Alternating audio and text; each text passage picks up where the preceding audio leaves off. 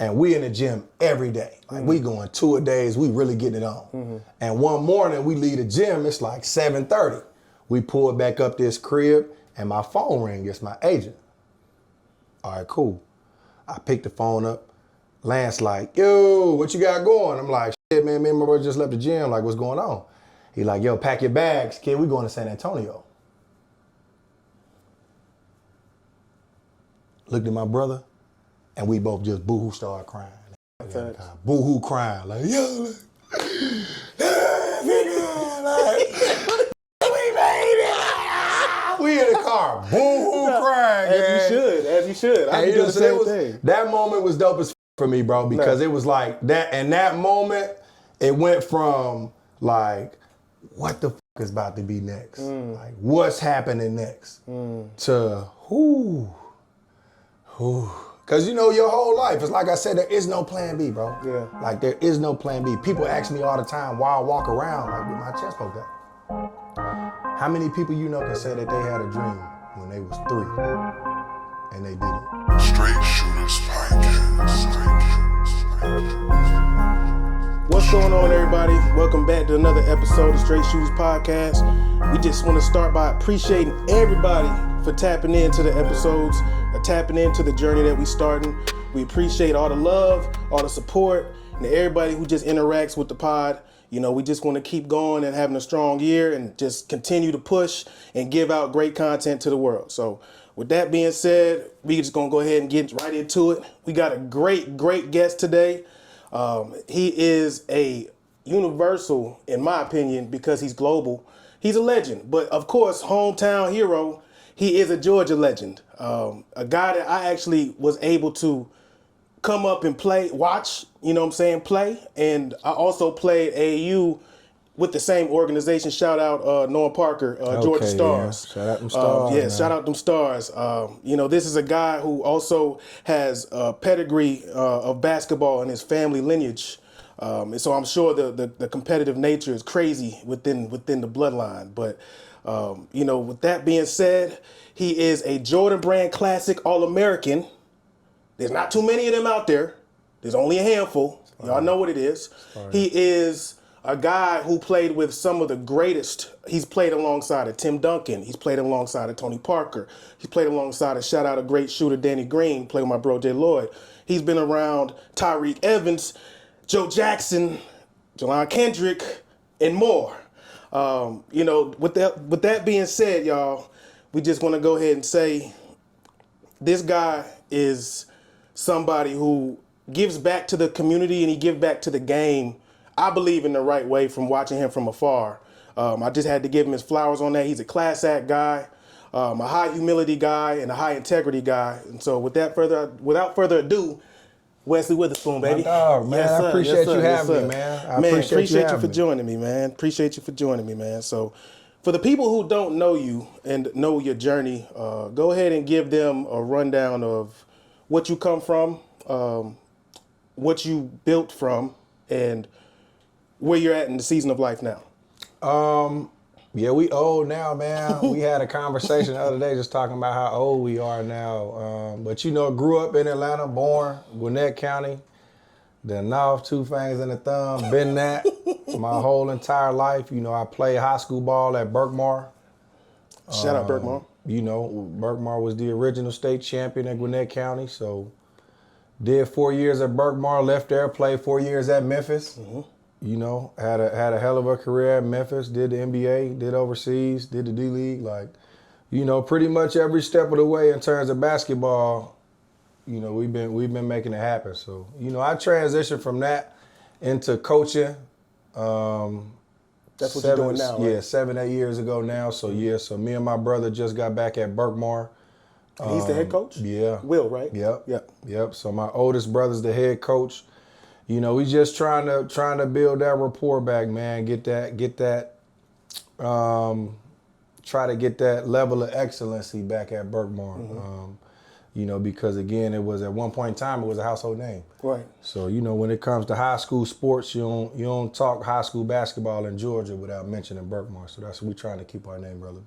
Absolutely, absolutely. Shout out to, the legend, Coach Boyd, Coach Man, David R.I.P. Boyd. Coach David Boyd. Yes, man. R.I.P. to Coach R.I.P. David Coach Boyd. His brother played for him, won some both of his brothers won some rings with him. I know that would hurt.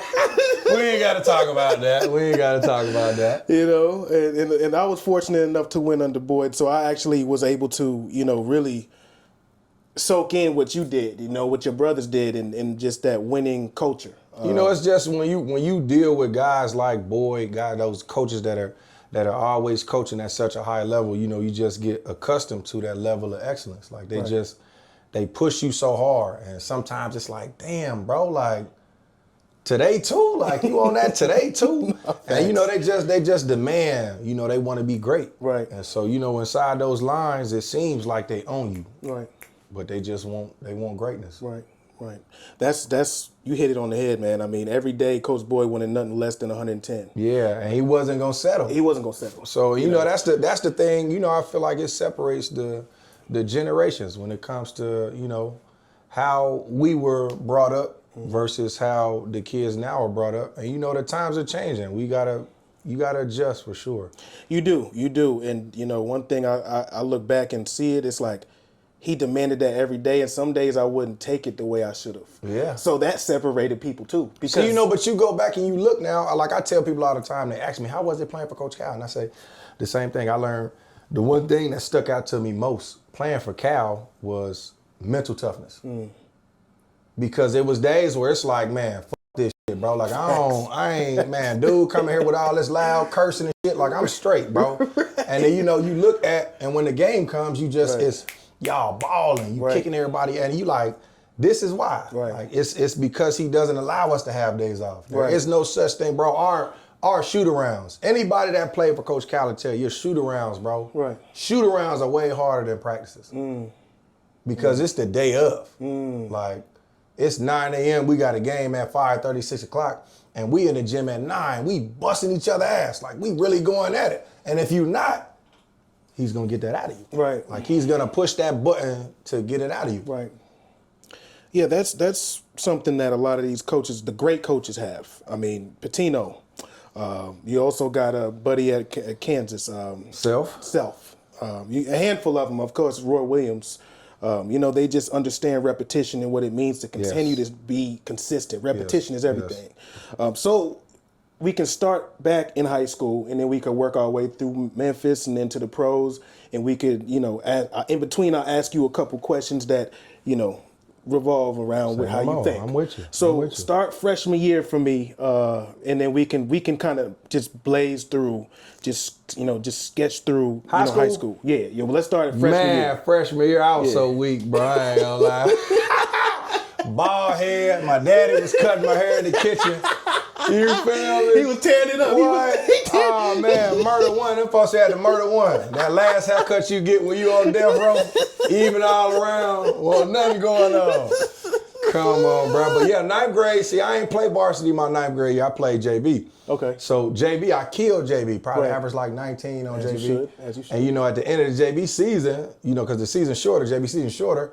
I believe our coach at that time was Benny Gibbs, and Gibbs asked me to come up. So I played like 7, 8 games on varsity freshman year. Sophomore year, I got to sit the first half because of grades. I was not doing what I was supposed to do in the classroom, and I was a prime example of trying to find out. That's right. So I wanted to be the cool guy. Right. And I didn't want to go to class. I wanted to skip and and do all that type of stuff. And it ended up biting me. Right. So sophomore year it was smooth, but I only got to play half the year. Junior year is when it started to make sense. So that sophomore to junior year is when I grew. I was like 6'3". Sophomore to junior season, it was like 6'3" to 6'7". What? And then What it were you went eating? from. The craziest part about it is, bro, like 8th grade to 10th, 11th grade, me and my sister was like, what? In terms of height. We was both around like 6 foot, 6'1". We was both right there. Did she hoop too? She did. Okay. She did. But she was a girl, so she got hurt and she approached rehab like a girl instead of like a athlete. Right. So it's like, it hurts. I don't want to, you know. So we let her have it. You know, we was right there rubbing her back. Oh, you straight. You ain't gotta do it no more. Like you good. You know. But yeah, she played. She had a couple scholarship offers. She got her senior year though, and she just decided that was it. But yeah, man, I ended up growing like 4 or 5 inches in one summer. So when I came back to school, it was like what? Like who the hell is this that? guy? Yeah, like who the hell is that? New case, new face. So yeah, so it and then from there the transition started to happen from me being a normal like basketball player to a big guard. And then that's when my recruiting took off because guys saw me already as a guard. I was a guard. I was a little taller. I was 6'2", 6'3". So you could already shoot. Shooting wasn't never my thing. I'm gonna tell you when I started shooting jump shots, bro. Like when my knees went out. I was just gonna say that. Yeah, so my knees go out, and I just had to find a different way to put the ball in the basket. Were you athletic before the growth spurt? Like were Semi. you? I was that rim grades dunk, 9th, 10th grade for sure. Yeah. But like I say, that 10th to 11th grade, that's when it all made sense. And I'm gonna tell you, I feel like why it happened like that, bro, because. You know, you talked about the Stars earlier. I did. And I started playing 14 and under with the Stars. And one of my teammates was Al Frugamino. Oh, shout out Al Farouk. I used to work out with him and Bo Bell. Yeah, so Bo was our coach. So so Rudy was our guy. Like he was our guy. And I used to kick his ass. And then in my mind, I was thinking like, damn, like we really be in here going at it, bro. Like this is my dog for sure. Right. And damn, they got him 3 in the nation. Like, hold on, let me tie my shoes up, gang. Right. And then, you know, before I knew it, like our team went from like being like good locally to we add Ralph Sampson, we add Travis Leslie, we add, you feel what I'm saying? And before you know it, our roster is crazy. It goes from it being me, Al Farouk, couple guys from right away. Shout out my dog Reggie, shout out Steve, my 15 other guards. But you know, they ended up doing different things. Yeah. When Tanner Smith came around, when Kevin Murphy came around. He was at Wesleyan, right? Yeah. He was like it got different. He went to Clemson, right? Clemson, yeah. So his father ended up getting sick while he stopped playing. He ain't never dealt with injury. Really? He was in overseas playing. Pops got sick, that was it. Wow. I'm coming back home. I'm being with my fam. Yeah. So, you know, I talk to Tanner all the time, man. He's coaching college now. That's my guy, man. One of my favorite teammates ever for sure. Oh, word. But you know, that like I said, that 15, 16 under summer was it. Because, you know, it showed me that, like, these my partners, and we gonna push each other to be better, but they can't beat us. Like, them other guys out there, they can't really fool with what we got going right here. Right. And they didn't take it easy on us. Right. We didn't take it easy on each other in practice. And that's why when the games came, we up 30, 40 points. Like, Coach Bo was excellent at, you know, developing our mental. So he called timeout. Wouldn't say nothing. Any of my teammates, bro, watching the pod will tell you, bro, Bo will call a timeout, dog, and not say nothing. Stand there with his arms folded, timeout. And we come out that timeout fired up. All right, bro, let's go, bro. Like, we got to get to it. And, you know, it's just mentally, it just put us in a different state. Yeah, he's an even keel guy, and he always has this poisonous tone. So, you know, he coached Lou team. Oh, he did? He coached Lou's Stars team. Lou, Billy Humphrey, Mike Mercer. Like, he coached that team. Oh, yeah, no wonder. So, you know, he went from that team, and then he inherited us. And when he got us, like I said, it was on. Like, we had our guy. We all knew who our guy was. Our guy was Al Farouk. Yeah. And so everybody else knew he was our guy. Yeah. And after the game, it's like, yeah, Al Farouk had 18 and Tony Woods had 16. Wait a minute, Ralph Sampson had 14. Kevin Murphy had 12. I had 14. Tanner had 10. And we got 125 points. That's crazy. In the AAU game. Yeah. And, you know, it's just. Y'all bringing around all the recruits. I mean, everybody was just circled around y'all. Oh, yeah. And then also on top of that, like I mentioned earlier, when they used to have those circuits at Norcross on Sundays, bro. And it would be every age group. And then y'all were like the heroes, because all the young guys were just looking, and you just be over there doing the Statue of Liberty dunks. We definitely used to practice out of Norcross. Yeah. I mean, the craziest part about that is, like, it seems like yesterday, bro. It does. Like, it does. I have vivid memories about practices and games and road trips, and you know, it's just like I say, bro. You know, a lot of the homies don't make it to this part of, you know, of life. And it's super unfortunate, but that's how it goes sometimes. Yeah. You know, we that's why it's so important now. Like having pods like this is so important. Just giving the game back because we had big homies when we was growing up. And I feel like this generation has kind of lost the connection with the older group.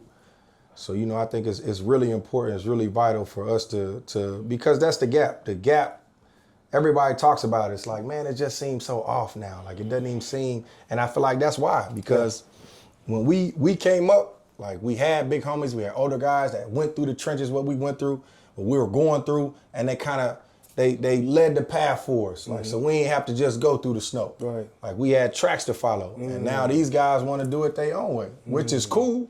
But you know, at some point in time, you gotta know something. Or you gotta somebody. learn something. You feel me? Right, like you can't try to do it by yourself because it's not gonna work. Those were gems right there, by the way. That was beautiful. Trying to make it make sense. Yes, yes. So that year, when you got to your junior year, just pulling back to that, you were ranked. You just everything. You had a great summer. I'm assuming. I'll never forget, bro. Yeah, tell me the shift. Sophomore to junior season, the beginning AAU, I was ranked number 271. You shot up a lot. I told my mother and my father about my first AAU tournament. You know, Boo Williams kicks off AAU every summer. Oh, yeah, lovely. My first AAU tournament, I told them every guy that they got in front of me that I see this summer, I'm going to make them pay for it. And the only way I could do that, I'm guard 94. Like, I'm 8 in the morning. That first AAU game, I'm in your pocket. And I'm going to tell you a game that kind of catapulted that for me was, I can't remember the tournament. It might have been the Memorial Day Classic, but we played against Team Texas. And that was Willie Warren and Rodney Clark. Oh, man, Rodney. Shooter that played at, was an animal. And, you know, they're bigging him up. Yeah. And so I'm guarding Rodney the first half of the game. He's got 3 points. And he's just heaving them. But I'm there. Yeah. You know, I done went from 6'3" to 6'7", 6'8" now. It's just a little different. Like the contest is there, bro. You feel me? So after that game was when people were like, yo, like, who is this? Like, wait a minute, this the same kid? And then that's when it skyrocketed for me, bro. But like I said, bro, I gotta give our credit not only just to Al Farouk, but to that whole organization, bro, because, you know, it put everybody that played on our team in a different category. You literally went from, like you said, number 200 to being like 24. I finished at 24. You finished at 24, and then you were like number 9 overall on ESPN for small forwards. No, I was 3. You ain't gonna do me like that. You were 3. Yeah, I was 3. I was 3, twin. 20, number 24 player, 3 small forward. That was senior year. So junior year, that might have been number 9. It might have been junior year for junior sure. year was number 9. But you know, again, the crazy part about that is if you go back and look at that small forward position, 4 of those guys were in Georgia. Yeah. Like the guys that were ranked in front of me, 2 of them were on my team. And then, you know, you got Chris Singleton, who people don't talk about ever. Shout out Chris, man. I don't understand why he's not in those conversations, but Chris Singleton was another one of those guys that was ranked in front of me. And you know, it's just it goes to show you how good basketball was back then. It was amazing. Because like I said, there's so many names you can throw out that people will be like, man, who the hell is that? And it's like, boy, like if you know, you know. Like, like well, almost like you had to be there kind of thing. Right. Man. In senior year, you guys went to the Sweet 16, right? So Elite Eight. We ended up losing to Wheeler. Okay, so you lost to Wheeler that year, and that was when they had the big guys. They had the big boys, Richard Howell, Ari Stewart, Phil Taylor, Daquan Jones. They was loaded. Taj Freeze. Yeah, they was loaded. They was loaded. Yeah. And you know the crazy part about that group is that we played them in AAU because they wasn't number worldwide back then. Like they was worldwide, and we used to scrape them. But I had help. At AAU, they were sending. I was accustomed to getting double teams. Like the double team didn't bother me none. But it was a double team, and they was my size. So they sending Ari Stewart and Richard Howell, and then Daquan Jones and Ari Stewart at the same time. And it's like, damn, I can't do nothing against 2 6'7s. Like, against one of y'all cooked. I don't mind. I'm gonna cook you. But when the second one comes, it's like, damn, like. Yeah, and they could play. Yes. Like that Wheeler team was loaded. They were loaded. Yeah, Doug was coaching them. They were good. Doug, man, Coach Lip, man, he done put out some greats. He done put out some legends. He had some there, Willa, for sure. Absolutely. And shout out Daquan. He was on the pod. That's a dog. Daquan right there. Cole, boy. Yeah, he's Cole, still playing. He's still playing. Yeah. We 35, bro. Still. Man, still hooping. Yeah, still at a high level too, man. At a Shout high out level. Daquan. Daquan needs to be TBT, bro. Like, damn, what I gotta do to get you on my TBT team, gang? This my camera right here, bro. Come on, damn. I'm trying to win that ticket. No cap, you need that meal. No cap. Yeah. But that senior year, you opened the tournament with, and you set the tone. You set the tone with 32 points against Sprayberry, right? Mm-hmm. Crazy part about that game, bro, because again, that's another one of those memories that are so vivid in my mind because Howard Tompkins, you know, which is one of my best friends since we was kids, like we call each other cousin. Yeah. Howard Tompkins was at Wesley at the time with my AU teammate Tanner Smith. They didn't have a game that night. So Howard shows up to my game unexpectedly. I don't even know. I'm hella amped up. Like, yo, like my dog is here. I'm about to kill. Oh my God. Bro, I had 0 points at the end of the first quarter. Wow. 32 3/4. Howard's like, bro, you gotta pick it up. And I'm like, bro, you right. Like, you right. Sprayberry sat back in that zone. And that zone, so they was taking charges. Like, it was like the most annoying brand of basketball to play. And I just went to the free throw line over and over and over again. Like, I kept going free throw line. I'm turning facing. Like, it got bad that game. But, you know, it was, again, that was just one of those things for me where it's like having that support system, having that guy that's going to push you, that group of friends that's going to push you. Like, it meant so much back then at that point in time because he ain't know that was going to push the button for me. But just him being there was enough for me because he ain't never, like, not in high school. You don't get to see your partners play because you all playing on the same night. Right. Man, I see bro sitting front court side. I'm like, yeah, I got to pick it up. So, yeah, 32 3/4, bro, for sure. Shout out Uncle Tommy, man. I know you probably going to watch this pod. That was my high school coach, man. That's Tommy what's up. McWhorter, man. That's what's up, man. And honestly, I think from there, what would you say? And I saw an interview before you answered that made you really want to lock in with Memphis. But you know, once you finished that tourney, and you know it's time to, you know, make a decision. Did you make your decision before the tourney? By the way, so you made it afterwards. So I was one of the only guys that wasn't signed at the Jordan game. Like I was it was only like 3 of us. How was that? Fire. You had about 13, 14? 13, You fire. played well. Yeah, You played I well. was like 5th in scoring. Yes. I got a cool story about the Jordan game Go because ahead, I know let it BJ go. doing this pod thing now. All right, cool. So this back when Brandon was like a BJ superhero, Brandon Jennings. Oh, BJ. He was like a superhero back then. Oh, my goodness. Like you couldn't tell him nothing. He started the Gumby cut, all that. Oh, my cool. gosh. All right, bet. So the Jordan game starts. Yeah. They got me on the West Coast team. Okay. So all of my teammates, Tony Woods, Al Farouk, they all on the East Coast team. They wore the red jersey. Blue team, we on the West, we wore the, all right, cool. Game starts, and Brandon's just going for his. Hey, look, bro, I'm talking about like dribble. Like he really trying to get his shit out, bro. Bro, I lie to you not. DeMar DeRozan calls timeout. Yeah. Like, DeMar calls the timeout, not the coach. We all sit down, we get down, we sit down, and DeMar starts lighting this up like, yo, this ain't the fucking Brandon Jennings show. Like, you got us, like, we all came to get our shit off, like, woo. We in the timeout, like, oh, that's why they call Cuz Debo. Like, that's why they call you Debo, my dog. Like, all right, cool. So he does this in the timeout, and then from there, he might have had 1 assist. It's like 4 minutes that went by. He really trying to get his shit off, though. Every time down, he going crazy. All right, cool. Timeout happens. He set the record for assists at the Jordan game. Yeah, because of that timeout. 100%. Shout out Debo. Shout out Debo. For sure, bro. For sure. Boy DeMar. caught that timeout, bro. Me and Scotty walked out the time. Me and Scotty Hobson walked out the timeout together. Like, yo, you heard this? Like, the like, yeah, DeMar was pissed. He was like, boy, they come to watch just you, boy. Like, we at the guard, right? Maya sitting courtside. Oh, it's man. lit. It's we lit. like, yeah, like.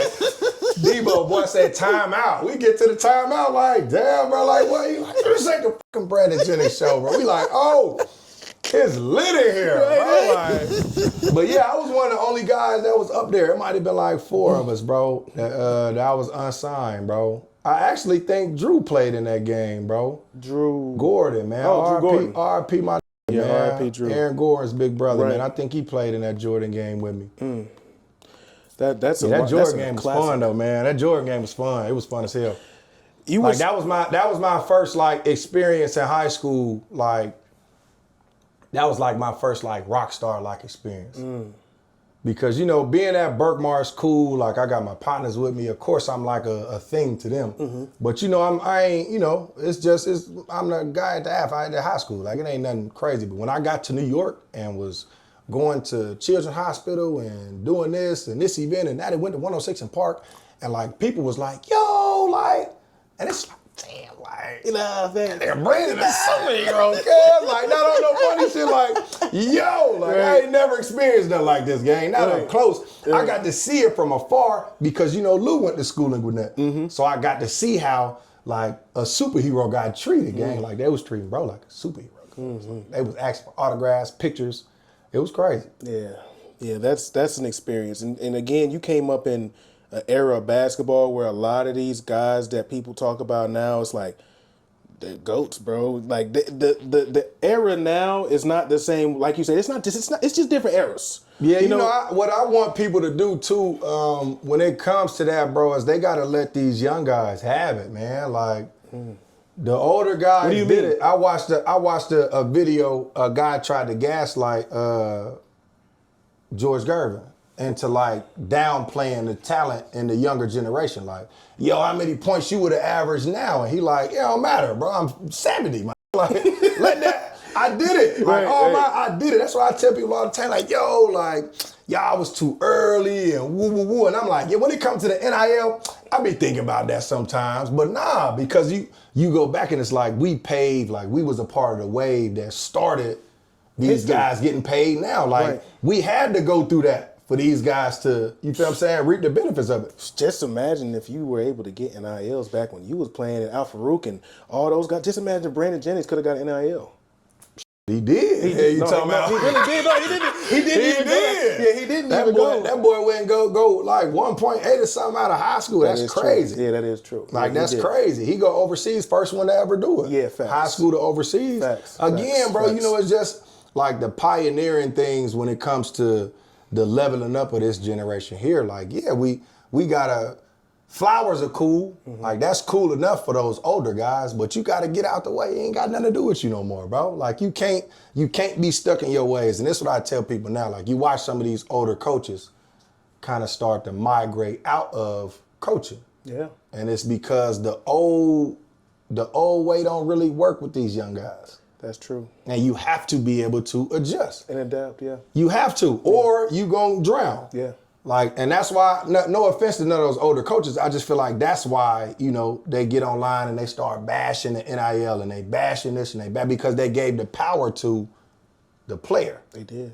Now, all right, cool. If I don't want to stay, I don't gotta stay. Do I think it's right? No.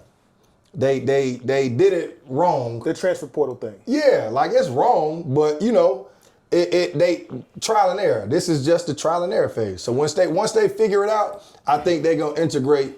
You get one free transfer, and then after that you gotta sit. I don't care. Ain't no. I don't care if your mama's sick, your auntie. I don't care about none of that. You get one free transfer, gang, and then you gotta sit. That's the only way to restore the passion back into college and loyalty to one program. Because I mean, again, like even when it comes to that, bro, like you can't expect a kid to be loyal to a program. That's true. Because if the coach leaves, like I like the school, but without the coach, like I don't want to play for you. I don't know you. Like you feel what I'm saying? Like he bringing a whole new set of coaches. You feel me? Yeah, and it's just a mindset shift. So I get it, but I never understood how a coach could leave schools and not have to sit, but a player would have to sit if I want to transfer schools.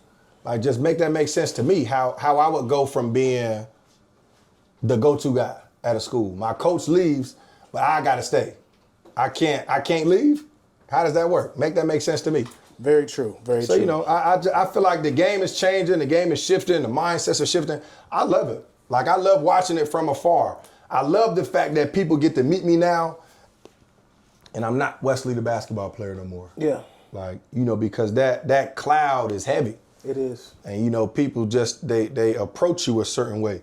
You get a certain type of reaction from certain people because of what you are, not who you are. And, you know, a lot of people will attest to that. They'll tell you, like, when you're playing basketball, like, you're known as such and such the basketball player. And then if your knee blows out, phone stop ringing, chicks leave, no bread, mental's f***ed up, like you get depressed. Like you see it all the time, how guys that played at a high level, they get to the end, and then it's almost like they fall off the face of the earth. You don't hear from them no more, like you don't. Shout out to my brother Kareem Canty, just did an interview, bro, and he said, like, if you don't know who you are outside of basketball, when basketball's over, you'll crumble. Because who are you without the game of basketball, bro? Like, what do you do good? You don't even know what you do good. Right. You don't know who you are. You don't know what you like to do. Like, none of that stuff comes into play because for the last 20 years of my life, I've been so laser-like focused on getting to the show. Right. It wasn't no distractions. Right. This is it. Ain't no plan B. Right. There was no plan B. Right. It was NBA or nothing. And the guys that make it, 100%, they 200 million up and they living a life. But for the guys that NBA or nothing, that nothing low, gang. Yeah. You feel what I'm saying? Yeah. So if you don't know who you are outside of basketball, that's why you see a lot of guys. You think they crazy. You think they going crazy. Nah, bro. It's like, I don't know what the f to do without basketball. You get guys that don't know how to make a doctor's appointment. Like, you got guys that never had to file their own taxes, never had to buy a. Hey, look, bro, I lied to you not. Look, bro, I bought my first pair of tights, of Nike tights. Yeah. I was fucking livid. Them was like $40, bro. We was running through the growing up. Like, everybody in the hood, we got the pads on our shit. We got the rib cage pads. It's lit. Okay. Man, I went to the store to buy that shit. Man, I wear my drawers, bro. I hoop in my boxes, man, before I buy a pair of them high-ass tights. Hey, Nike, drop the price on them goddamn tights. Please, hey, I'm wearing my boxer briefs, man, before I buy some of them high-ass tights. I ain't lying. Tights high as a ball. Taxes, no cap. So we could jump to freshman year at Memphis and just talk about, well, before we do that, I got to ask you, what made you choose Memphis? And that was my main question. And I remember you saying something about Calipari saying to you, pulling up on you saying, yo, I want you, but I don't need you. Hey, man, boy came to my crib. This when I'm doing my home visits. This when I'm doing my home visits, bro. Home visits used to be a thing where the college coach pull up to the crib and they shoot their shot. Talk to your mama, your dad. Everybody. Yeah. All right, so this is how I used to play my shit, right? Because I had partners who had coaches that they liked, schools they liked. Right. Anytime I had if your favorite school was Carolina, cool. When Roy Williams pull up, hey, cuz Roy pull up to the crib, sitting his home visit. All right, bet. This is how I was doing all my home visits. That's hard. So this one day, my best friend TJ's dream school was Florida. So I had Billy Donovan pull up to the crib. All right, cool. Billy Donovan is like 5 o'clock. I got another school who pops up after. I'll remain nameless because I got a cool story about that one. But Billy Donovan leaves. The next school comes in. Some bullshit happens. Cal and his entourage of black cars pull up. 5 black cars deep, and you thought it was the mob. You laughing, I'm not laughing, gang. They pull up 5 cars deep outside of my crib. They hop out and knock on the door, gang. I'm in the middle of another conference with other coaches in the crib. They knock on the door. Yo, Coach Cal out here. I open the door like, other coaches get up and bounce. First thing out of Cal's mouth, I swear to God, the first thing out of his mouth when everybody sit down, yo, I want you, kid, but I don't need you. Don't come here if you can't play. And that was it for me because everybody else that came into my crib, bro, like every other coach, I had a coach come in our crib, forget my name, kept calling me him. Stop it. Him. Stop, bro. Oh, my mother was she picked that fast. She was Wesley. Nah. Wesley is his name. Oh, Wesley is his and name. you know mama going. I ain't gonna tell you who that was. That'd be corny. Yeah. But yeah, so the school that came before Memphis, all right, cuz on my daughter's life, I'm not lying. On my daughter's life, 4 grown men get on their knees in my living room and say, please come to my school. I said, Coach, get up. I ain't. Get up, Coach. Like I ain't. You laughing, bro. I'm dead serious. Swear to God. I can tell, look, bro. I call my mother right now, and she'll say Buddy's name on the phone because it's stuck, bro. Like it's stuck. Like this is the extent that they'll go. Bro. Yeah. Like it was sick. I hope he watch. I hope he see this because he gonna know exactly who he is. Oh yeah. We gonna keep him nameless, like you said. No face, no case. Yeah. We gonna do that. Yeah. But yeah, man. So when Cal came and did that for me, like subconsciously, I had already kind of like. Yeah, hell yeah, I'm going to Memphis. I'm going to Memphis, bro. And at the time, they like #1 in the country. It's D-Rose, like Joey Dorsey. Like I'm watching them on Douglas TV. Roberts. Yeah, Ooh. CDR. I'm watching them on TV every game, and they beating the hell out of everybody. Oh my gosh. So we finally decided to go on a visit. I take my official. Memphis is #1. What? Tennessee is #2. Ooh. They play. Ooh. I'm at this game. Ooh. It is lit. Oh my God. I'm talking about like this. Standing room, 18,000. We play at FedEx Forum downtown Memphis. The Forum is fucking rocking, bro. Right. It's cracking. Wow. They lose. They lost What? First loss all year. Them niggas like 27-0, cuz. Oh my They goodness. lose that game. I tell my mom, like, yeah, I gotta go to Memphis now. Like, I came on my visit, made these lose. Like, I gotta get to this game, bro. Like, I gotta come up here, bro. No cap. All right, cool. So Rick ended up calling me, bro. And funny thing is, we at the Jordan game, Rick ends up calling me like, yeah, I'm going Memphis, bro. Like, I'm going Memphis. And Devin Ebanks was up there as well. Devin Ebanks like, yo, we going to Memphis. I'm like, oh, it's lit. Like, we got a number of crew class. Like, it's lit. Right. So Dev ends up going to West Virginia. Me, Tyreek, Matt Simmons, Andrew Garcia, like, we had the number of recruiting class. Yeah. Or if we wasn't 1, we was like 2 or 3. Yeah, top 3 easy. Yeah, we was good though, man. But yeah, it came from me, like it came down to Memphis and Texas.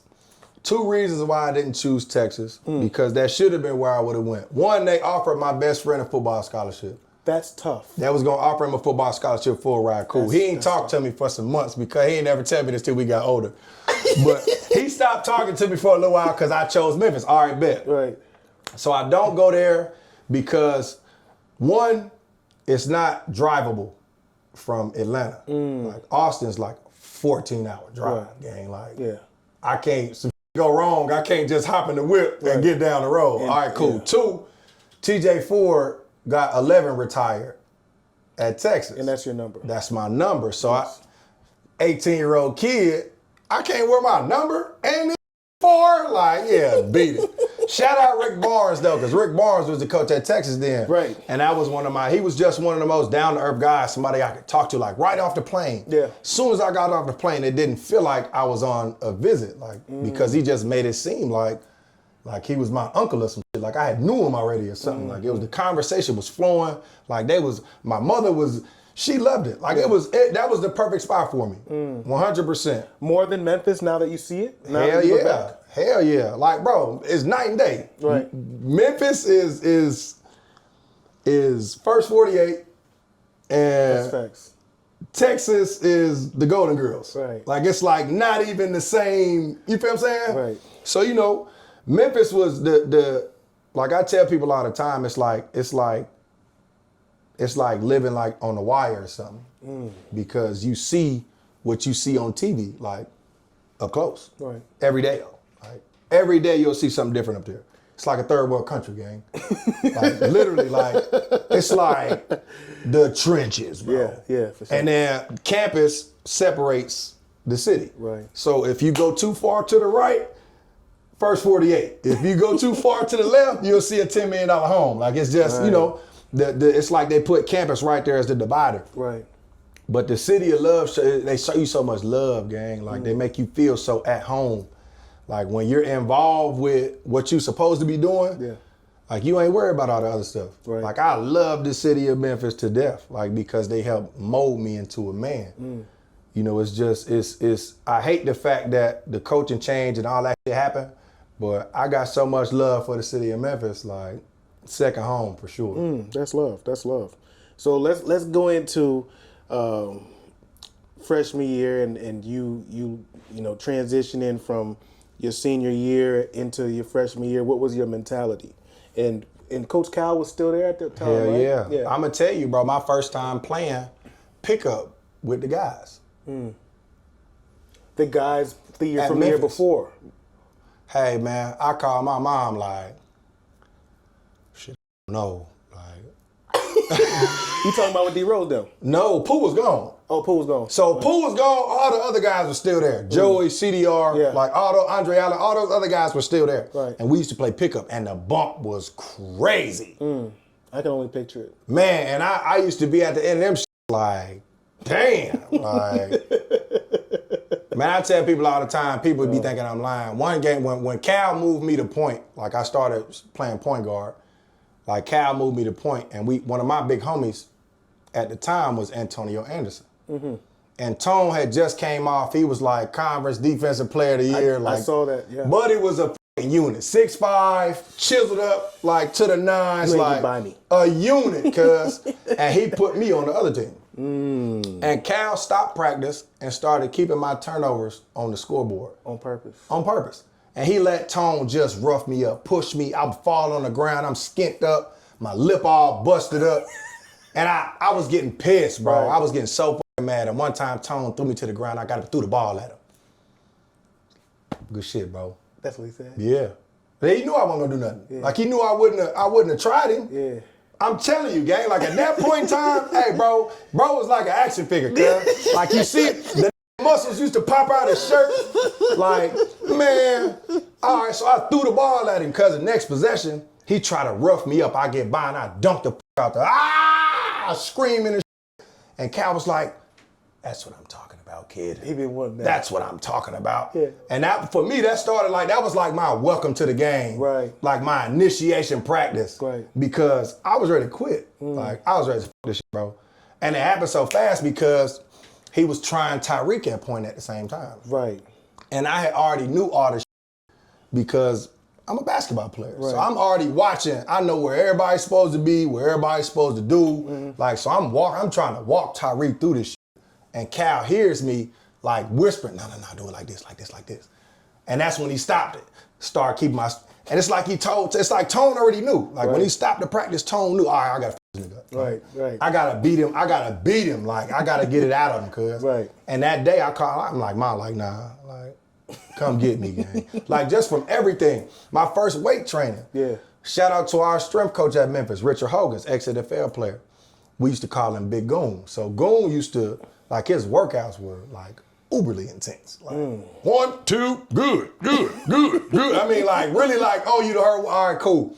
I called my mom after the first workout. I told Shawty, like, my hair hurt, bro. Like, my hair is hurting, bro. Like, I didn't even know this was a thing, gang. Like, I'm sore as a bitch. What you mean we gotta do it again tomorrow? Like, what? I'm talking about cuz had us slanging iron, gang. We throwing shit above our head. We doing all types of shit, bro. But you know, you see the results. And it's like, oh, this is why. Like, this is how the great get great. And the great stay great. Yeah. Because they take this part hella serious. Yeah. Shout out my dog Chicken Wing, man. I used to make Donnell Mack be my partner every time because I knew he was gonna skip reps. Like, I knew, guaranteed, I knew Donnell Mack was gonna skip a rep or two we had 12, he doing 9. Yeah, I got D-Mac. I ain't going nobody else. Y'all ain't finna, I don't want to be a bodybuilder gang. Like, I just want to shoot some jump shots. Okay. But yeah, my freshman year is when the first time I had surgery. That was my first meniscus, knee surgery. Yeah, I tore my meniscus in my left knee. Yeah. Nah, that was my right knee, my jumping leg. Then your second one was the left knee. My left knee, yep. Yeah. So my right leg happened. I tore it early in the season, kept playing, and then it got to a point where I couldn't play no more. So I played my last game against Tennessee. We beat them by 2 points. I did see that. At Tennessee, I have surgery like a week later. But yeah, we beat Tennessee by 2. So after the game, Cal's like, all right, guys, just want you guys to know we won that game. because of Wesley and his 2 points. And everybody busts out laughing. I'm like, motherfucker, like, all right, cool. So I come back from injury freshman year. We sitting at Perkins. This is a little breakfast spot like a Denny's or a Waffle House. We sitting at Perkins as a team. And in walks Coach Robe.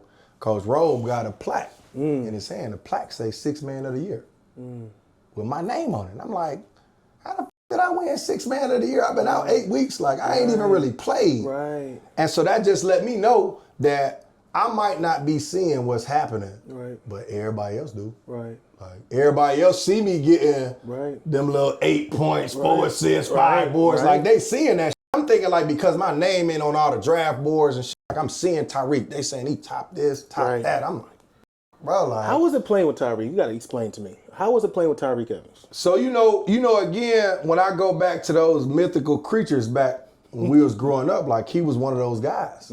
Like, people don't know that his high school, they made, like, for him. Like, they made a school for this to go to. That's different. In high school. When he left, the school disbanded. There was no more. You laughing. You laughing, gang. That's dead ass. Like, I know you are. That's insane. Like, Rick was one of those guys. Like, he was really one of those guys. Wow. And you know, you assume that he's gonna be like this dickhead or like this mean ass, like, don't talk to me kind of guy. And then when you up close, it's like, bro, like, y'all just hoop. Yeah. Like, niggas just hoop. And it's the same thing I called my older brother when I got to San Antonio, bro. I got to skip a little forward. Yeah, you can skip forward. We get to San Antonio, bro, and I call him. I'm like, cuz, guess who's locking next to mine, cuz? He like, who? I said, Tim Duncan. We on the phone going crazy, cuz. I'm like, Tim shook my hand. He knew my name. Like, what? I'm in the locker room lit. Like, oh, and Tim Duncan, he was like, hey, what is Witherspoon? I'm like, oh, shit. Like, hell yeah. Oh, like, my yeah, God. bro. Like, yeah. Oh, my God. Yeah. So, man, after college, I'm staying with my brother at the time. Because I had just got back down to Atlanta. I'm back and forth from Memphis to Atlanta. So I move in with my oldest brother. And we in the gym every day. Like, we going 2-a-days. We really getting it on. And one morning, we leave the gym. It's like 7:30. We pull back up this crib, and my phone ring. It's my agent. All right, cool. I pick the phone up. Lance like, yo, what you got going? I'm like, shit, man, me and my brother just left the gym. Like, what's going on? He like, yo, pack your bags, kid. We going to San Antonio. Looked at my brother, and we both just boo-hoo started crying. Boo-hoo crying. Like, yo, we made it. We in the car, boo-hoo crying. As you should. I do the same thing. That moment was dope as for me, bro, because it was like that. And that moment, it went from like, what the is about to be next? Like, what's happening next? To whoo. Because, you know, your whole life, it's like I said, there is no plan B, bro. Yeah. Like, there is no plan B. People ask me all the time why I walk around, like, with my chest poked out. How many people you know can say that they had a dream when they was 3 and they did it? Like, from when they was a kid. Like, a kid, you have laser-like focus on one dream. You ain't lying. Man, I did my lifelong dream, gang, at 20-something. Y'all, you can't tell me shit. What you gonna tell me, girl? I know for sure I can do anything. I know I can. I ain't gonna lie, that's real. Yeah, because bro, when people used to fill out, they ask you, what you plan on doing in 10 years, 15 years, 20 years? It was the same. I didn't want to be no firefighter, no pediatrician, no veterinarian, no policeman, you feel, no chef. I wanted to go to the league. Like, that was it for me. And so you work your ass off to get to that point. Yeah. And you know, of course, the NBA part didn't go how I wanted it to go, but, you know, shit happens. Injuries part of the game. But I did it. No, you did it. So what you gonna tell me? No, facts. Not nothing. You can't tell me It shit. didn't stop there either. No, so it's not like it's no. not like it stopped there. You And, know, continue to play. I gotta go back because you figure out how much business is involved, and it kind of makes you fall out of love with the dream that you thought was. Fairy Like, tale. yeah, like it's like it was right there. Like I felt like it was right there, but it was an illusion. Like it wasn't what I thought it was. What's the shit when you in the desert and you start to see shit, mirages? You hyper Yeah, mirage. Yeah. So Hallucinating. that's exactly what it was for me. It was a mirage. Like I'm walking right into this shit. And then I play a game. I play another game. I play another game. It's like, ooh, and then it's over. Right. And it's like, damn, like I just had 20. Like what the fuck? I mean, I saw what the hell happened? You was hooping with Yeah, Timmy bro. and them. Yeah, I bro. watched, Yeah, I watched yeah. you hooping with them. I just watched some highlights maybe a week ago of you busting down Houston Rockets. Yeah, that wasn't, that wasn't for me. And that's why I had to, that's why I said earlier, bro, like you gotta let that shit go. And for a long time, that shit was like, it was in me. I didn't like watching NBA games. Really? Like I didn't want to, because I felt like I belonged. Absolutely. Like, and you watch the guys who you grew up with. I just told you 5 stories with 12 different NBA in it. That's a fact. Like those was my friends. Like these was like my real friends. Even now, like my students at the school, they be laughing because the comments I get on my Instagram and the text messages I get from my partners who they think like are like celebrities. It's Right. like, no. This is my friend. Right. Literally my friend, like we talk on the phone. Like, that's my friend, bro. Right. Like Right. Whiteside called me one day and they was like, Whiteside? Like, you don't know her sign, Whiteside. And it's a FaceTime and I pick it up. What's up, cuz? He like, damn, bro, get on the game. I'm like, all right, bro. All right, bro. Like, damn, bro, I'm finna get on, bro. Like, They be on your head about that game, too. Oh, I be yeah, seeing for sure. it. That For boy sure. be on Hey, Twitch look, man, and everything. I just started streaming, gang, because Yeah. people be on me, Nah, gang, facts. about like streaming on Twitch and Discord and all that type of stuff. I did. Yeah, I I'm did. glad I started streaming, I'm bro. going to start tapping streaming. in, actually. Yeah, I started Because I've been streaming, following bro. your and it's been funny. And I've been seeing Yeah, people man. say, hey, let's go watch Spoon. People crazy, get whooped kid. on card. People crazy. You want that, bro?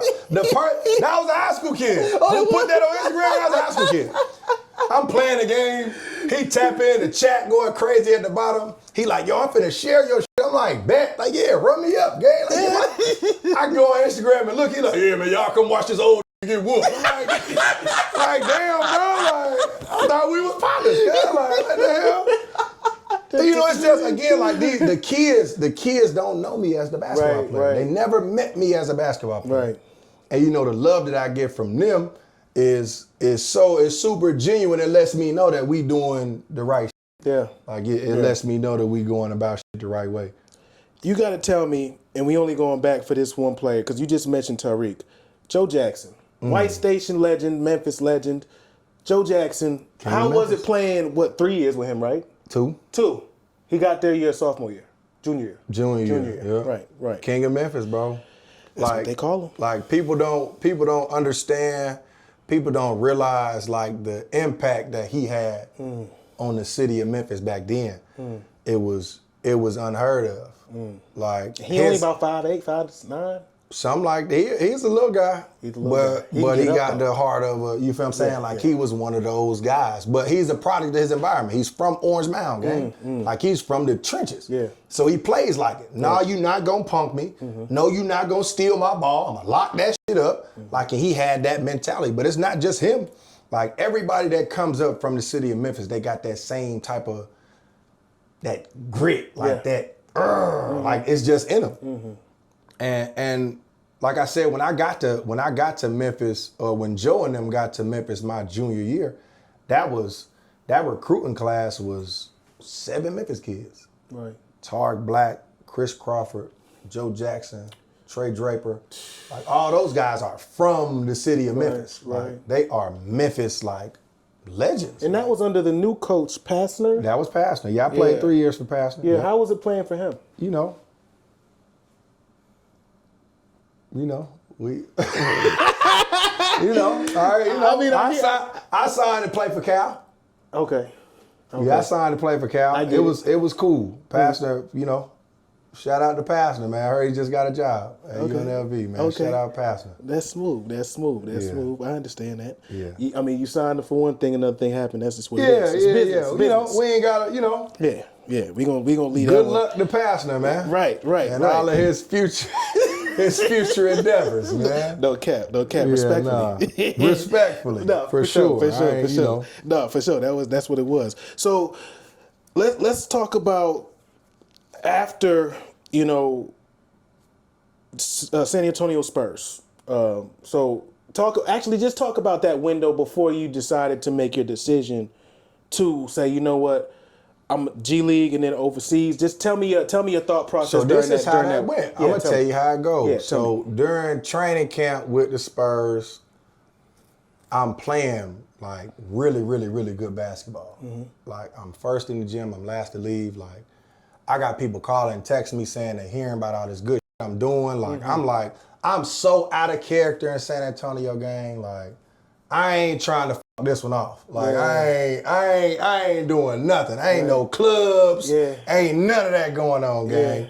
All right, cool. So we play Houston. Okay. Down in Houston, we fly back to San Antonio. I go straight to the gym. We get off the plane, I go straight to the gym. All right, cool. The next morning, we supposed to fly to go to Miami to play Miami, Orlando, and then come back. That's the end of training camp. All right, cool. I get done working out. It's like 7:30. J5, the equipment manager, comes in as I'm getting out the shower. He's like, yo, RC want to holler at you. And I'm like for what? Like, what the hell he want? Like, all right, cool. So I go in there. He tell me what's going on. Like, yo, we just gonna go in a different direction. Like, it ain't nothing you did. We just, we looking for something different. Cool. I'm like, cool beans. All right, cool. So now it's like 2.5 weeks left in training camp. They don't cut me. They don't say I'm cut until the very last day. I'm out there busting my ass in the gym with the D-League team. I'm talking about working out hard for like 2.5 weeks. Me and Jamaica Green both. But they don't actually release that we're cut until the very last day. Come to find out, had they cut me, I could have went and got on somewhere else because it was people that was calling. All right, cool.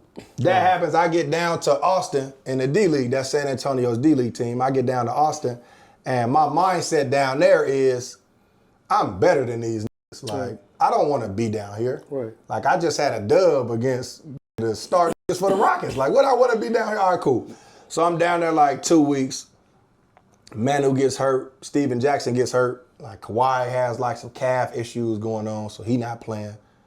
My agent calls like, yo, you just got traded.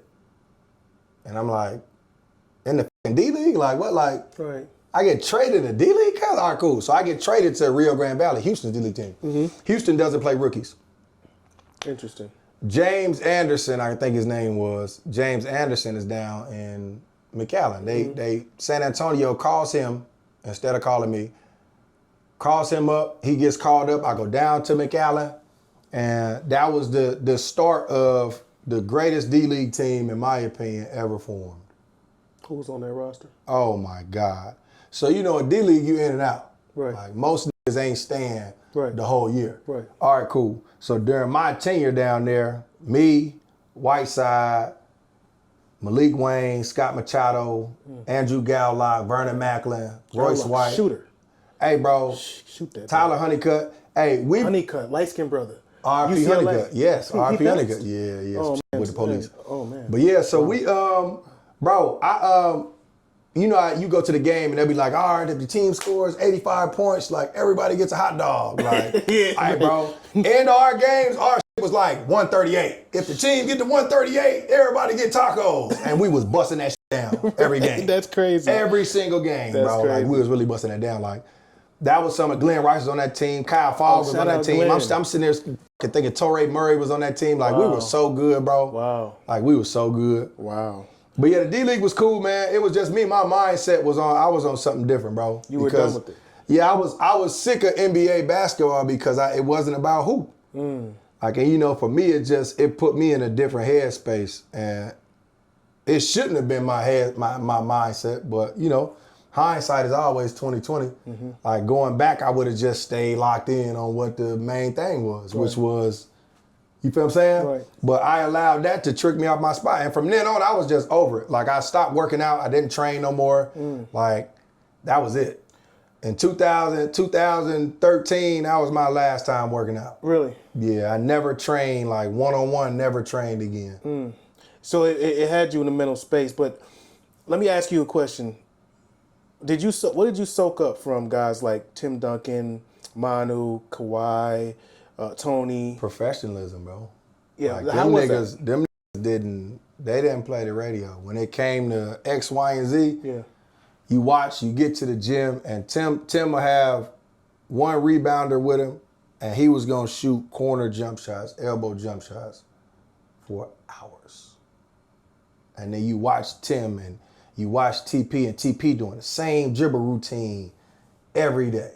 And it's like, you feel what I'm saying? And you watch Manu on the side and he doing the same stretches like every day. But they doing it like It's reps. sweating like a mother. Like you watch them when they sweaty as hell. Right. And you know, you don't even pick up on that. Right. Like this over here stretching, why the f you sweating so much, man? What you over here doing, bro? I got you sweating like this, bro. Like, and you watch Tim shoot like, bro, like, why you shooting this same fucking jumper?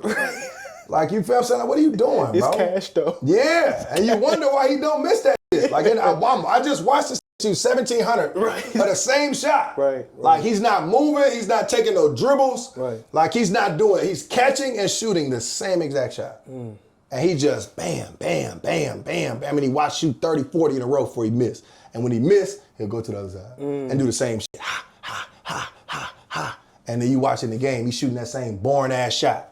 High as hell, I ain't gonna block it, same one. And it's like, damn, bro, you really understand. That's why I said earlier, bro, like you really understand how and why the greats are who they are. Because they really take that part of the game serious. Like there's no time for let-ups when it comes to, you know, the preparation of the game. And you know, sometimes guys get lost in that. They think like now is a great time because you're allowed to compare yourself to everybody on the internet. That's true. Like when we was growing up, if I wanted to see you play, I had to drive in my car Friday night, cancel all my plans on Friday or Tuesday, whenever y'all game was, to pull up to the gym and watch you with my own eyes. So now I'm not going off what somebody told me. Right. I'm going off what I saw with my eyes. Now you can play 3 games, be all 3, but post your best clips and you look cold. No, facts. Everybody got a highlight tape. Hey, gang, I saw a highlight tape of a that didn't get in the game on the internet. Hundreds of thousands of views on it. And I'm like, damn, gang, like it's like, from a basketball player standpoint, it's like, damn, bro, like. Yeah, it's an illusion almost. Yeah, and then, you know, you just got to get out of that. And it's like, then, you know, let these young eat, bro, because this how they eating. They eating off of this. Buddy, hey, bro, I watched a manager. I saw a manager, bro, from McNeese State. Was that McNeese State? Y'all know what I'm talking about? The manager that got the NIL deal? It went viral, I think. Buddy that was carrying the boombox? Yeah. I saw that shit. I was mad for like 7 seconds. I was pissed, but it was only for like 7 seconds, and then I got over it. But I'm like, damn, the manager get NIL too? Like, shit, rumble, young man. Get your rocks off, man. Get your rocks off. Facts. Question. Greatest player or toughest matchup, and we're going to do each level. We're going to do high school, we're going to do Memphis, and then we're going to do pros. And it could be NBA or overseas. You got to give me 3. Easily. High school, Chris Allen. Shout out, Chris. College, Johnny Flynn. Syracuse? NBA, Kevin Durant.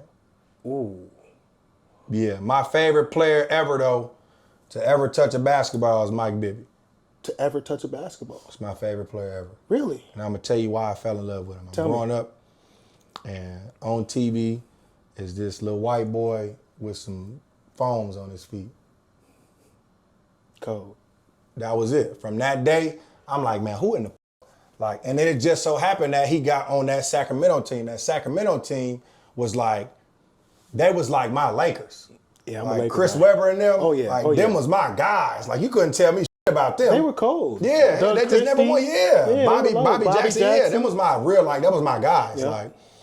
And you know, so Bibby was a part of that for me, but that's also why I like White Chocolate, because White Chocolate was on them. Jason. Yeah, on them early Sacramento teams. Yeah, Jason was But definitely. yeah, bro, like, you know, like I told you earlier, bro, there's so many names you could throw out there, but for sure, those 3 for each level. High school for me is Chris Allen. I don't know if y'all do your He research. has dreads now, right? Braids. The same ones he had in high school. Hey, gang. Pullback ones. Hey, bro. He done played in the Drew. He done been in everything. I know. Man, he's only cold-blooded. did he play in the Drew, Cuz was the MVP of the Drew. No, he went crazy. He went crazy. He playing the Big 3 now, Cuz cold. Yeah, he is. He just got signed, I believe, recently. I saw that on Beasley's team, right? Was that Beasley? College, Johnny Flynn. Johnny Flynn was so fucking good. He was fast. He was strong, athletic. Explosive. Did everything. Bro. He was so good. I'm a Syracuse fan. I grew up an hour away from Syracuse before I moved to Georgia. Yeah, that so I used to Syracuse watch team him was all the good time. too. That was him, Wesley Johnson. Devendorf. Yeah. Was Diefendorf still there? I think he played a year with Johnny, maybe. I can't remember. 'Cause they But did have a team shooter. They had Paul Harris was on that team. Oh, Paul Harris. And they had, was it CJ? Fair? Fair. Nah, He Fair left. young. Fair young. Fair was young at I that think point? Fair is Will's girl. I think he 2010. 2010? Yeah. Okay. But again, yeah, that team. And then, you know, Durant for obvious reasons. Like Durant, my biggest thing about him was like how I had no idea how strong Cuz was. Oh, he's strong.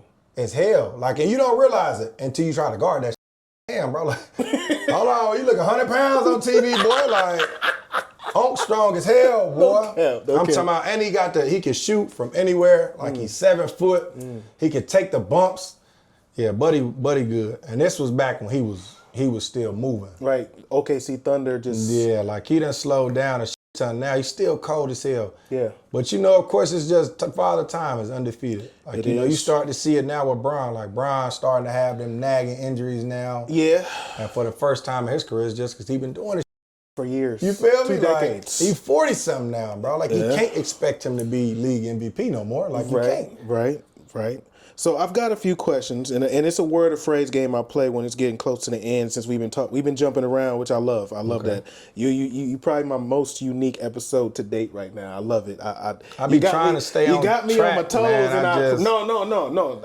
I'm thanking you because it's a unique episode. You got me on my toes, and it brings that real, genuine conversation out. You know what I'm saying? We just talking about everything, and the kids that don't understand or maybe didn't get to experience the era we experienced, they get maybe a glimpse of it, and they can piece it together what's going on in real time. But anyways, tell me what family legacy means to you.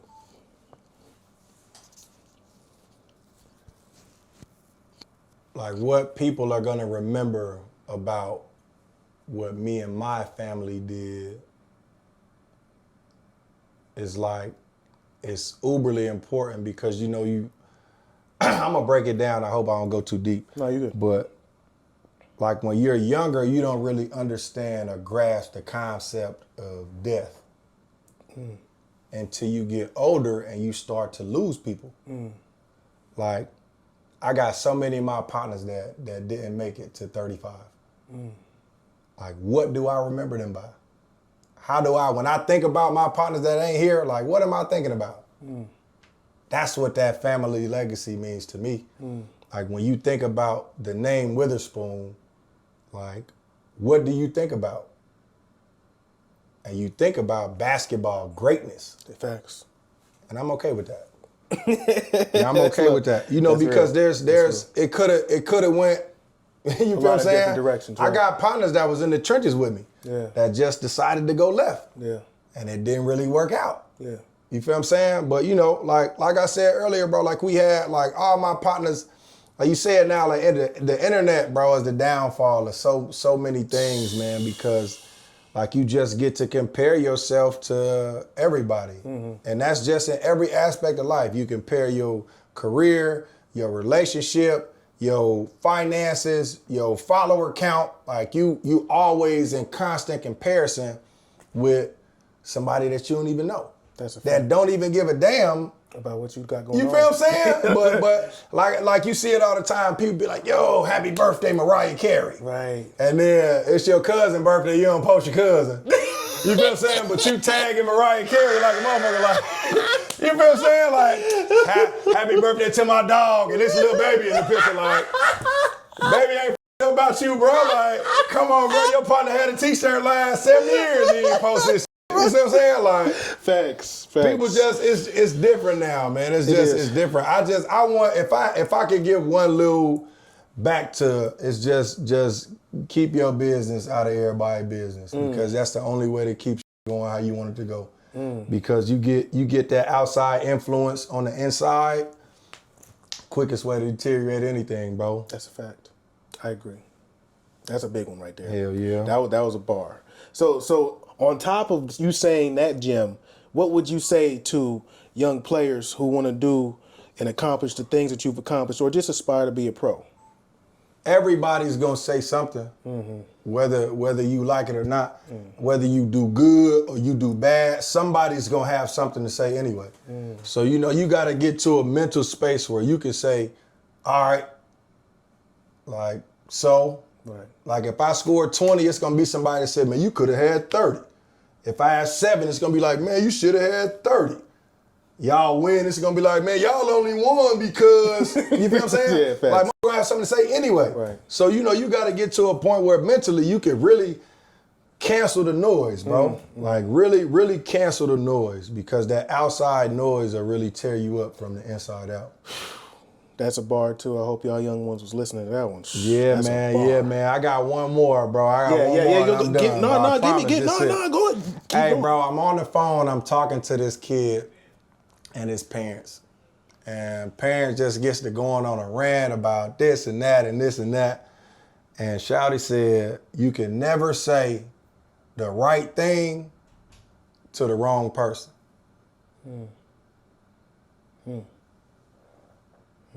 You can never say the right thing to the wrong person.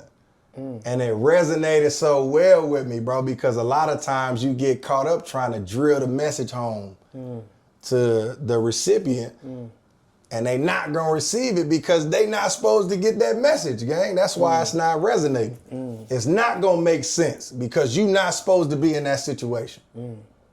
That was a bar. You can't never say the right thing to the wrong person, man. That was a bar. No cap. So I need you to give me an expertise on who's your GOAT. Not necessarily what you said as far as Bibby, but like on paper, top of the top. I can get to number 6. Go ahead. I can get to number 6 before it's even a conversation for me. Give me 6. Mike, Okay. Bean, Bron, Ooh. Shaq, Steph, Duncan. At Duncan, I want to put Durant at 7, but that's why I just stop at 6. I don't think 1 through 6 changes until somebody does some amazing shit. That's real as hell. Cause Yeah, my 1 through 6 is gonna be that. Bean's my GOAT, and I do think he's 1B. Now I'll tell you why. The only reason why, in my opinion, Bean's not 1 on my list Why? is because Jordan got 6 rings. That's it. That's the only reason. If Bean had got 6 rings, it'd be Bean and Mike. I feel like he Love had- Mike. Grew Yeah. up on Mike, that's my guy, but I Yeah. also grew up on Bean. Right. Like, and I hated him. Yeah. I couldn't stand Bean. You couldn't? First celebrity I cried when they died. Yeah, that was crazy. Hey, bro, like real tears. Right. Like that shit hurt. Like I felt like I knew, bro. Like for we sure. had really grew up together. You feel what I'm saying? No, Like for sure. I really felt like I knew cuz. No, that hurt me too. Yeah. Like it really hurt. Yeah. And that's you again, like LeBron. Like you don't appreciate the shit until it's gone. So now it's everybody talk so much shit about Bron. Like, man, I hate that. He ain't good. All he do is head down, blah, blah, blah, blah, blah. And then when he not playing, it's like, damn, bro. Like, No, fact. Bron would have did this. So, you know what I'm saying? Like, yeah. you know, you lose sight of how great things are because you in it. Yeah. Like you got a different appreciation for it when it's not around no more. And that's a lot of things in life. All right, don't let that go over your head, twin.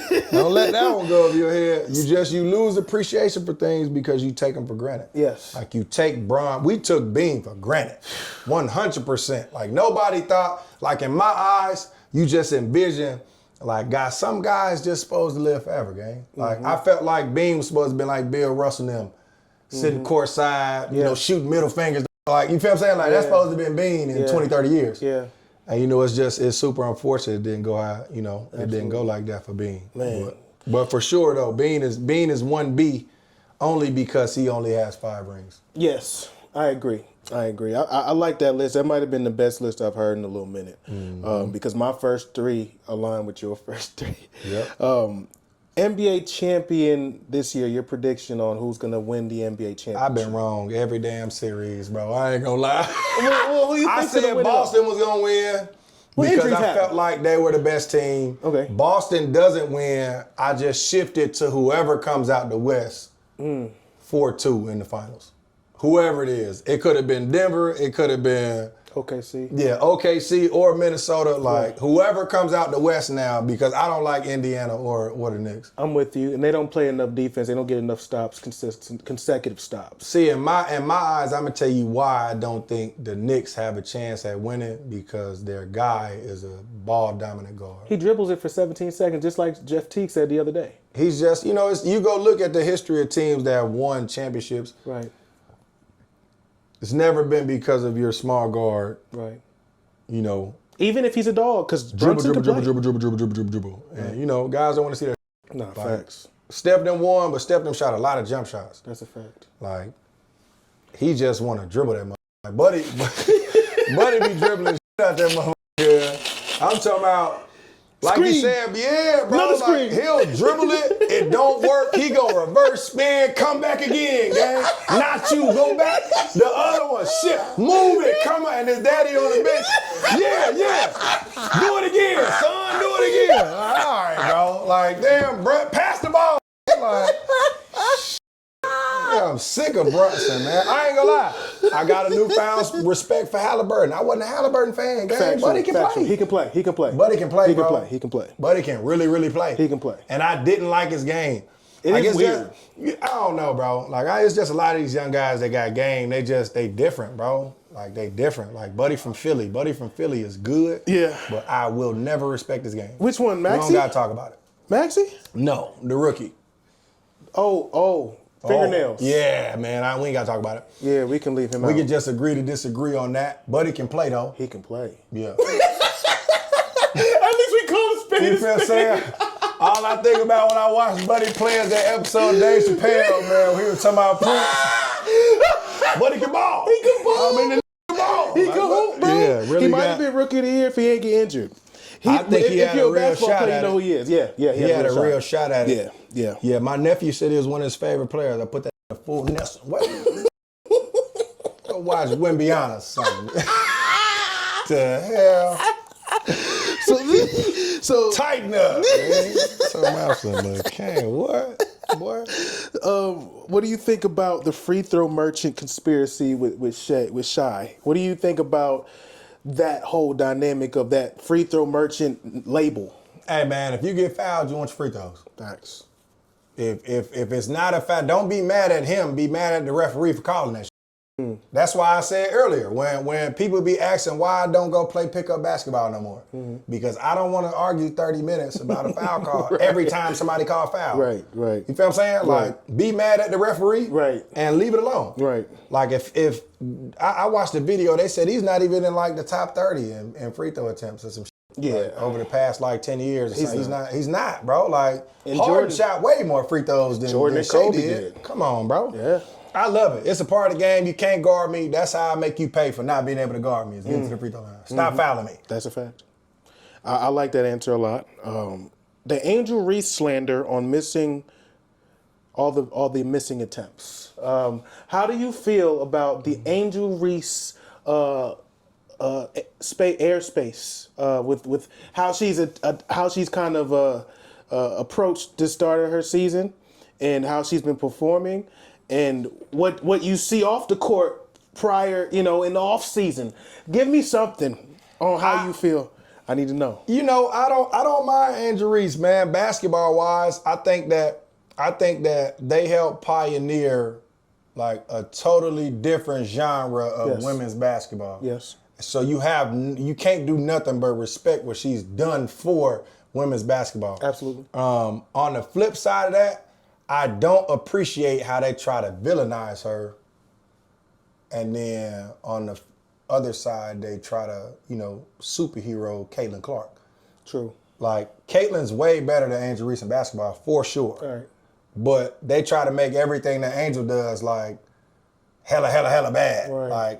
Yeah, I know she had 8 offensive rebounds. Like, I get it. But you still got to be able to get them. Like, you have to. You got to be able to get them. Yeah, like, you got to be able to get the rebounds. You do. Like, they're not just falling in her hands, gang. She's going to go get them. Yeah, she is. That's a talent. That's a talent. skill. That is a skill. Now, I don't appreciate the fact that she can make a layup, but that's neither here nor there. Right.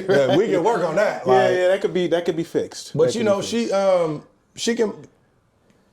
she's getting better. Yeah. I think she's getting better. I think the more work that she puts in, she'll continue to get better. Yeah. She's already putting up numbers. I mean, she's got milestones at this. What is this? Her third year? She's doing good stuff, and that's what I was saying. Like, I don't think basketball is like a focus of hers anymore. Priority. Yeah, like basketball is not her main thing. Yeah, like she got a lot of other stuff going on. I think that's why her game, reflects that. Yeah. Like, she podcasting, she's doing the modeling, she's got this, she's got that, she's got, it's just a whole lot of... she's getting chicken. Yeah. I mean, you know, of course, Caitlin Clark's gonna get her chicken, you know, the commercial way, and so is Angel, but Angel does it also for the culture. Yeah. So I gotta respect that side of it. You know, I agree with you on the, you know, the missing layups. You know, Yeah, you gotta tighten up, bro. You gotta tighten up. You gotta tighten up. You can't make a layup now. I ain't Yeah. saying you gotta shoot 40 from 3. Right. But damn, gang, like you can't go 2 for 9 from the layup. Right. LA Sparks legend, what's her name? Leslie. Lisa Leslie, Leslie yeah. had mentioned to her and said, you know, you just gotta tighten it up. Hey, you saw what Angel Reese really tried to downplay it, try to did. switch subjects. She Well, did. what you doing for the, you know what I'm saying? Like, no, make a layup, bro. Like, you down to be first in the league in points. I was like, you make a layup. Right. No, you're right though. You're right. Yeah, You're right. she's gonna get better though. Like, you She know, will. me and my wife have discussions about our daughter playing basketball. And, Is you she know, a fan? Does she like it a lot, or? she's just always in the gym. So Okay. I think it's gonna be That's natural true. for her to Wanna be in the gym. want to play basketball. But you know, I was terrified of my daughter playing basketball because of the era that we grew up in. That's true. The girls that was good in basketball was, you feel what I'm saying? Like, Yeah. and if they wasn't, then they got bashed for it. That's true. Like if you wasn't on that type of time, they talk bad about you. I don't even want you to deal with that. Like you can go Right. play softball or something. Right, You know what I'm saying? Like, but you know, that's why I said you got to appreciate what Angel Reese and Brink and Della Don and all those, Yeah. like the new era Maya of Moore? Maya. Legend. Even like Skylar Diggins, going back Oh, to yeah. Skylar Oh, Diggins, yeah. like some of the She can the more easy on the eyes it is for these women to play sports now. They don't look like us Right. when they play now. So it's easier for guys to watch because that's the brunt of their fan base That's true. is guys because guys watch sports. Right. Like chicks don't want to watch chicks play basketball if you're not into sports. Right. There are guys who have never played basketball that are season ticket holders, gang, to their sports teams.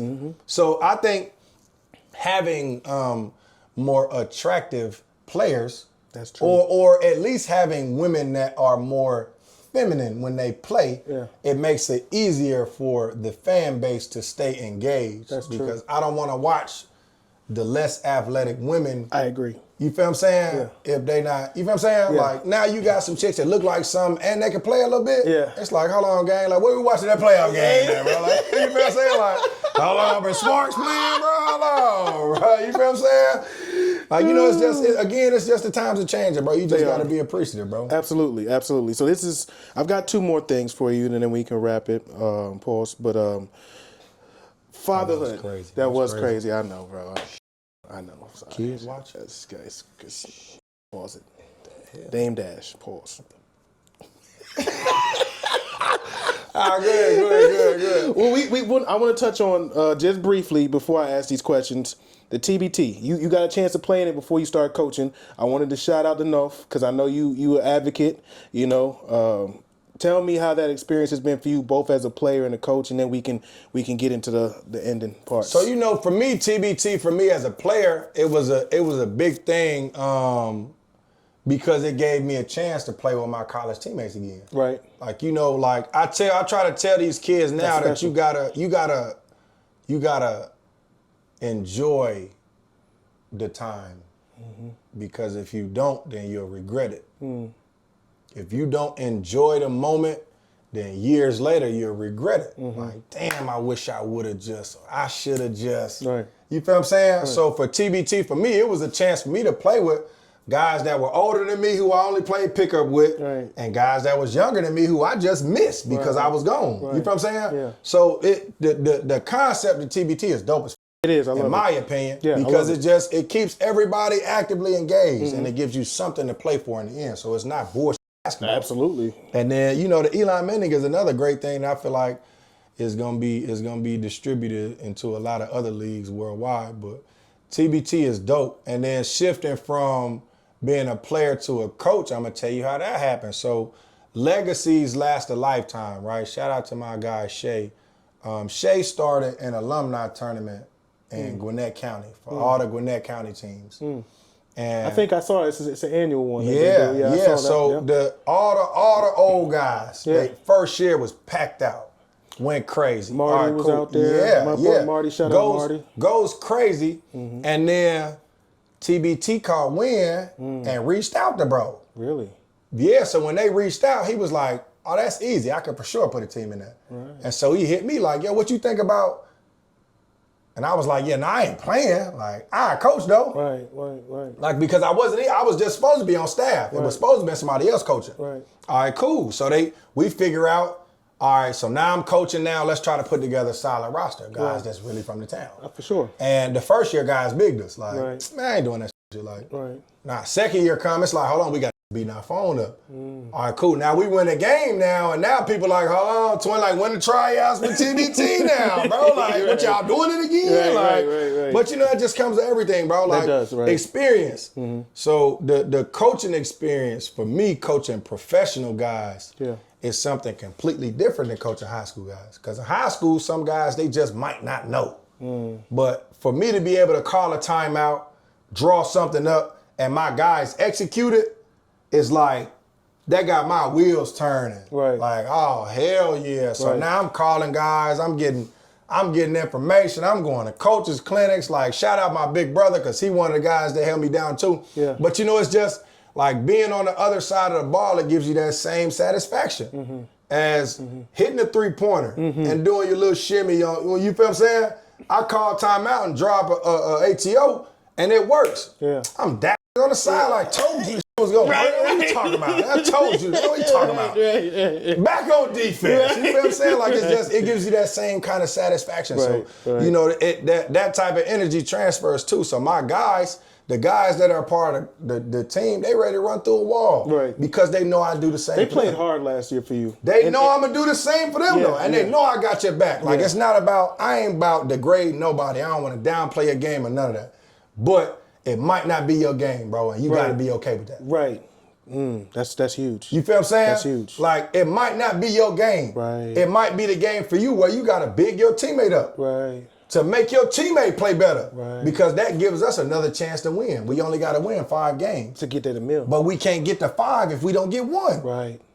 1 might not be your game. Your game might be 2. Right. But we got to get past 1 game. Right. You feel what I'm saying? Like, we got to get that 1. Yeah. And now we can talk about what's next. Right. I love that. Coaching TBT is definitely an experience for sure, man. Yeah. For sure. I can tell just by how passionate you are about it that you're ready for this year. Tryouts coming up, man. If y'all interested, man, reach out to my DM. I'm gonna put it down here on the bottom of the screen. Yes, we'll do it for you. We'll do it for you. Make sure you plug me in with that. Feel me? And the merch. He been posting the merch. I'm a support this All year. you got to do is donate, gang. The merch is no cost. All you got to do is donate. Depending on your donation is depending on what merch you can get, bro. I like that. We got buckets, we got tees, sweaters, long tees, we got all that. Y'all heard it here first. You feel me? We trying to. And they supporting the city now. Yeah. This is not just the town. That's all it's the North, but it's Atlanta though. Yeah. So you know, we did a little bit of reaching out to some other guys because we really trying to get it going. As you should. As you should. Trying to get it going. As you should. So I've got these last 2 things I want to ask you, and then we can go ahead and call it a day. Thank y'all, everybody. The word fatherhood. What does that mean to you? Hey, I had a conversation with somebody the other day. We spoke about like absentee fathers. And you really don't understand what that's like until you get in it. Like, you're not ready to graduate high school. No, you're not ready to graduate college. You're not ready for marriage. You're not ready for your first job. You're not ready for fatherhood or something different. Like, it's the most... It's hard to put in words, bro. Like, I couldn't. Shame on you, man. Shame on you for not being there for them kids, bro. Because it's the most genuine form of love that you'll ever get. Like, I couldn't imagine. Like, right now, when I get to the crib, bro, my daughter's gonna be ecstatic to see me when I get home. Factual. Like, she ain't seen me in years. Right. And for guys to avoid that or hide from that is something that I'll never be able to respect. And on the flip side of that, there's a lot of spiteful women that go out of their way to keep kid from dad. Go ahead, talk to him. So, it's just communication, bro. Communication is huge, bro. Like, you know, God forbid me and my wife don't work. Like we've had that conversation where nothing comes before the relationship with Tiny, bro, because it's about her more than it's about our issues or lack thereof. You feel what I'm saying? Like it's not about us, gang. It's about the baby. And you know, a lot of times that's maturity, though. You got to do your research, bro, with the partner you getting involved with, because you avoid a lot of shit by avoiding a lot of shit. If that makes sense. You feel what I'm saying? Like, man, he preaching, y'all. I mean, hey, I man. be trying to mind my business, man. I be trying to stay out the way. This is love right here, because I mean, you getting more than just basketball. You getting a lot, man. So I appreciate all of it. And I also got one last one for you, and I've been doing this only because it's still relevant. Drake or Kendrick? Drake or Kendrick? See, I think this is like a situational thing, gang. Like, and this is me being 100% honest, gang. If you feel any different, you can stop me and correct me. I'm listening. I've never heard any grown person, aside from this Squabble Up song, just bumping Kendrick in the car. What's his album, Man Down? Where you from? What album was that? Good Kid, Mad City. Good Kid, Mad City was fire. Fire. 100%. Classic. But I'm not just blasting Kendrick in the car, bro. Outside of GNX right now, probably not. Gang. Outside of that album, I can't name 5 Kendrick songs, my like. Give me Drake, bro. Give me Drake. Drake makes better music. I don't care about his personal life. I don't care about none of that shit. I don't care who he dating. I don't care about none of that. Drake makes better music than Kendrick, for sure. Free R. Kelly, bro. R. Kelly makes great music. He's just a terrible person. You know? He's just I don't know. Hey, look, I don't know Robert. I never met Robert. Robert is a terrible person. Let that stay where he at. R. Kelly is fire. I don't want to hear about it. No cap. R. Kelly's music is fire, bro. I'm playing that at the cookout. I don't care about it, bro. I'm not canceling R. Kelly. No cap. We cancel Robert, bro. Robert, rock. Now, sit in there until you dead. I don't care. R. Kelly, play that.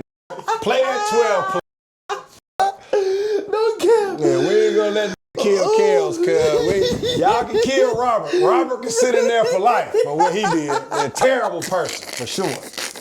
The music made though, gang. No cap. The music already made. The deed is done. How you feel about the Diddy situation, man? Yeah, same thing, bro. Same thing. Sit down.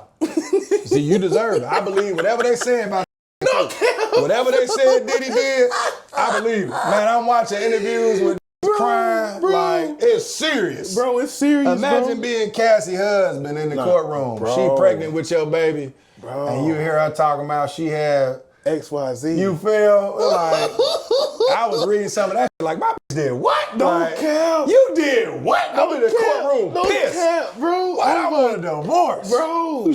Me? And she was pregnant, about to have a baby, bro. Yeah, That's the crazy. Nah, bro. Nah, Diddy need to sit down. Yeah, Diddy sit on down. Kels, not R. Kelly. Robert need to sit on down.